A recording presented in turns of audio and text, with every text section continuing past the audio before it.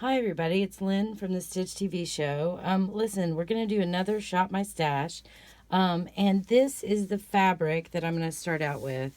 Um, this is a tougher one, only from the standpoint of when you run across fabric that has so many colors in it, and so much is going on. It's hard to make a decision of what to put with that instead of just, picking out just the solid colors in here. I want to give it more stuff. So one of the tricks that I use is I'm going to, match some of these colors. So I'm going to pull in a navy that will kind of bounce off this stuff, and then I'll pull in some pinks that'll bounce off this stuff, and then I'll pull in some golds that'll bounce off this stuff. But still, that's a lot of pattern going on, and I don't really have a strong story. In other words, this isn't, a navy quilt or a pink quilt or a gold quilt, because all of these things seem kind of balanced.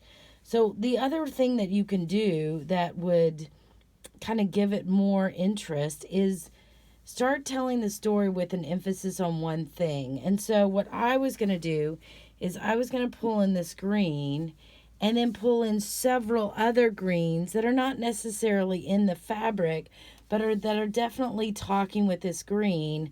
So this is going to have a stronger conversation, and it'll be more dominant in the quilt. And when I do something like that, I'm giving it a weight to work off of.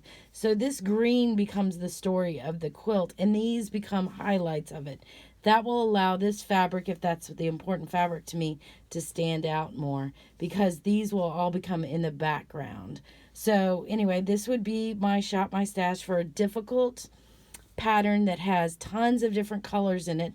Pick out a color that you love and then use a multiple of that color, and then that'll allow your favorite fabric to stand out more, because these greens will just get muddied in the background, which is what I want. I want this fabric, because it says you are my favorite, I want this fabric to be the most important fabric in the quilt or in the block. So these all become secondary players, but if I just use one of each of the colors in here, I don't have a secondary player.